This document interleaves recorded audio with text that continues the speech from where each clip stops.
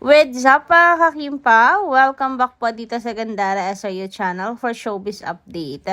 Kamusta po kayo? Ayan, isa rin po ba kayo sa mga malulungkot dahil wala pong paayuda ang Kim Pao at wala pong update, nananahimik ang dalawa? Naku, wag po kayong mag-alala sapagkat meron naman po tayong magandang balita sa inyo.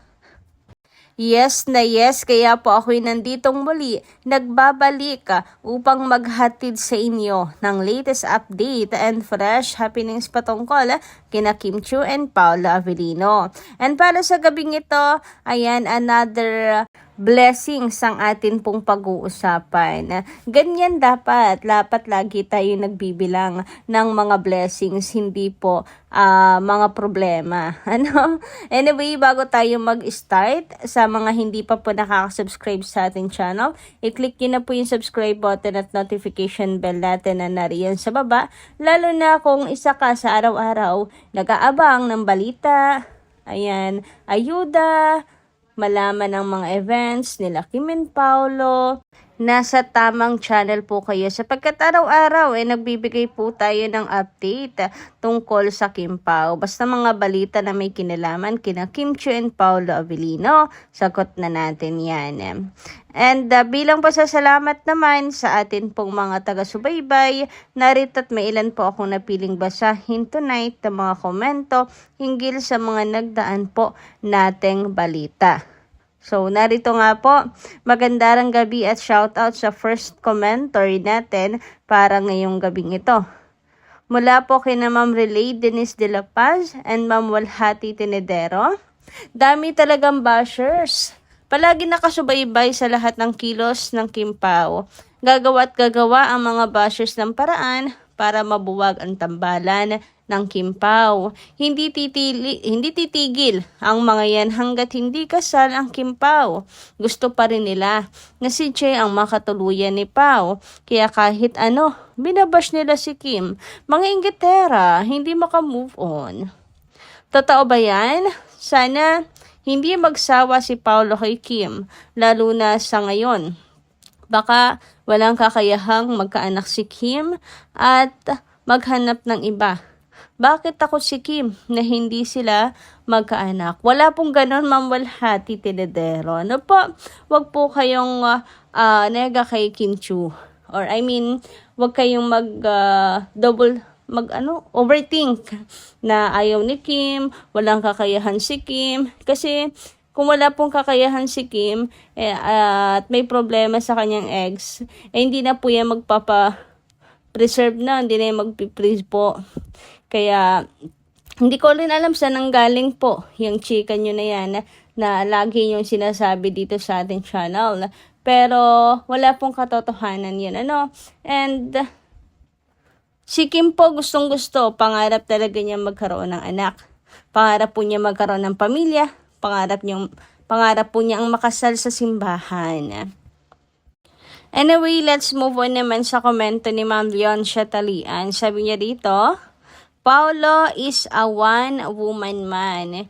Hindi nagko-court kay Kim nung sila pa ni Janine. In fact, I believe that Pao was even planning to go back to Janine. But since Janine hurt him, destroying even Kim, he came to believe that Jay is not the right one. So, he started courting Kim. Kim never hurt her exes with their new GFs. She just went away gracefully, no matter how painful. Kim never hurts anyone, even those who bash her. Never face someone to love her. Never force someone to love her. So, dito naman ako, ma'am, hindi. Doon sa una niyang sinabi, Ma'am Leoncia Talian, na bahala kanyang balikan si Janine. Kasi tapos sasabihin dahil may natuklasan, yan, tinuloy na lang niya ang panliligaw kay Kim. Kasi lumalabas, rebound si Kim? Second choice lang si Kim? Kasi una pa lang naman, alam po natin yung nararamdaman niya kay Chinita Princess, di ba? Lagi po yang may mga panakaw tingin, lagi yang nakatingin lang, titig sa malayo, nakatingin mula sa malayo, lakas makawatpad Pero yun yung katotohanan sa love story ng Kim Pao, talaga. And agree naman sa sinabi niya na si Kim Chiu ay wala pong sinasaktan na sino man, kahit po yung kahit po yung taong ipinagpalit sa kanya o kaya po ay mga bashers na wagas kung yuraka na yung pagkatao ni Chinita Princess, di ba? Hindi po si Kim pumapatol, hindi po siya nananakit ng damdamin ng iba. Kaya nga, mahal na mahal po siya, lalong higit ng mga nakakatabaho po niya kasi nakikilala nila ang tunay na Kim Chiu. Hindi lang by name, kundi buong pagkatao niya. Anyway, shoutout naman po kay Ma'am Susan Tenko. Sabi niya, ignore the bashers. 5 ang bodyguard ni Kim papuntang Cebu. Imposible na magselos si Pao.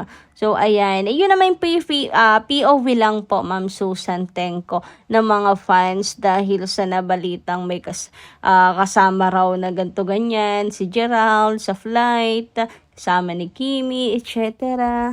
Kaya mahigpit na pinababantayan si Kim Chiu ni Paolo, ganyan-ganyan. Mga POV lang po yun ng mga fans dahil po sa kumalat na yun na chika. But it doesn't mean na si Paolo ay triggered dito kay Gerald. Walang ganon. Kaya relax lang po tayo mga kakimpaw. Alam din naman po natin ang puso ni Chinita Princess ay hindi na po babalik sa taong nanakit po sa kanya. 'Di ba?